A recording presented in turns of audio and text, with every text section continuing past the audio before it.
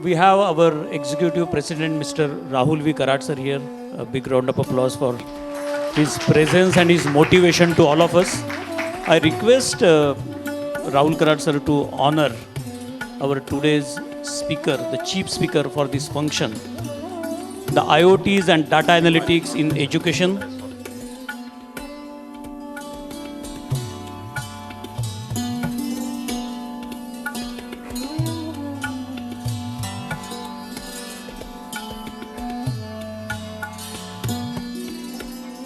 Today I am here to conduct some session.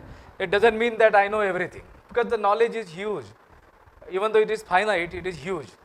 But as Einstein has said, we can take advantage of imagination. Imagination is really much bigger as compared to the knowledge, because it can encircle the whole world, whereas knowledge is finite.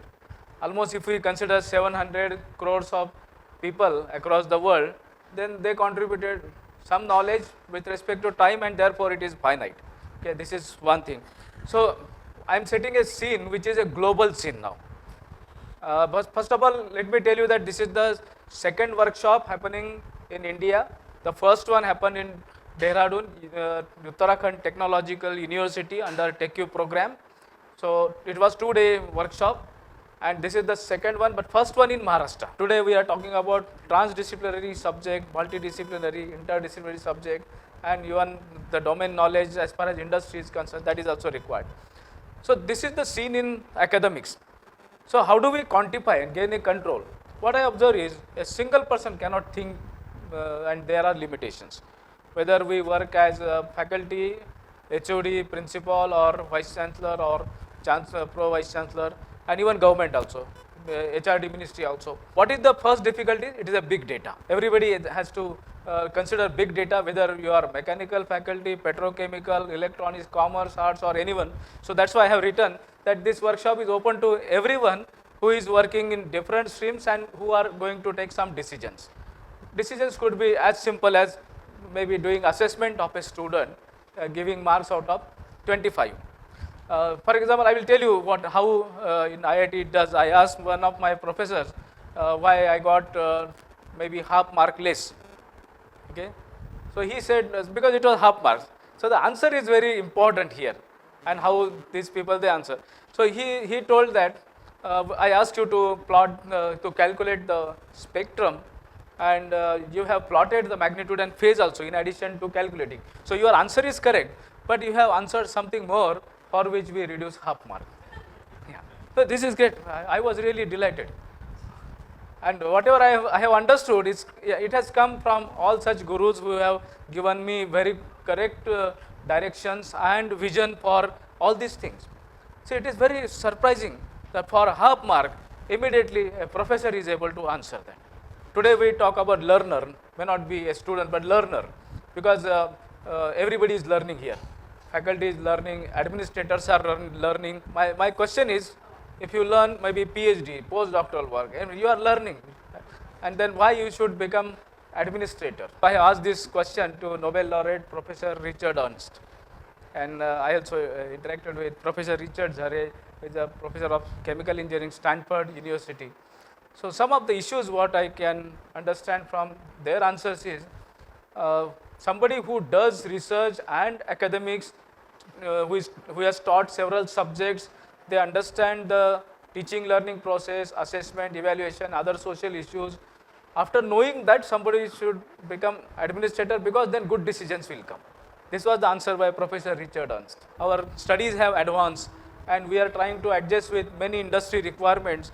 Many industry institute interactions have happened, and then also we say that now the problem is employability. So I think the employability is not a problem. We have to find out answer in every topic in the subject, and that is how we map those subjects in terms of the opportunities. So the program evaluation objectives, okay, these are so important. If I teach them Laplace transform, now what kind of job somebody gets? Or if I teach them maybe Z transform, what kind of job opportunity we are going to create? Normally we get quotations, we purchase something. So now time has come that you reverse the way. Industry 4.0 mainly deals with cyber physical layer. And how do we apply this to education is our objective. This is the basic philosophy of working, that collaborations are required. Okay? And without which cross-disciplinary, transdisciplinary or multidisciplinary subjects cannot be offered. If you want to work for healthcare PhD program, for example, some imaging technology you want to work, definitely you need experts from medical field or from engineering field or science field. Physics is medical physics is required, statistics is required. How do we bring those people together? Now, my question is, whenever we address this kind of problem, we need to set up a team, train them, give them proper exposure, and give them the data collection. Major problems in such kind of experiments is the data collection process. And many people, they told me that, sir, we are not getting hospital data. So how do we manage good PhD programs without data? For example, somebody want to learn sugar factory, somebody want to learn chemical industry or hospitals. Then how do we generate this kind of cross learning? We got very good experts, very good scientists. But what is happening when you go to the public domain, then there is no acceptance. So then create some awareness through IoTs, data analytics, that give some good conclusions and convince the people that this is what is required. And this is the education. I thought the education is much more beyond college boundaries, and maybe 10%, 15% education can happen in colleges. Because whatever we are going to produce, it is going to the public domain when we create this kind of collaboration. So industry institute interaction is one collaboration. I will tell you, there are 21 different ways by which we try to collaborate with industries. I think most of the BE projects and most of the PhD and master's projects are also sometimes suffering because there is no scope management, time management, quality management, financial management, resource management. So management is so important for this project engineering, without which a project cannot run. Otherwise, it will land up with award-winning project. Okay?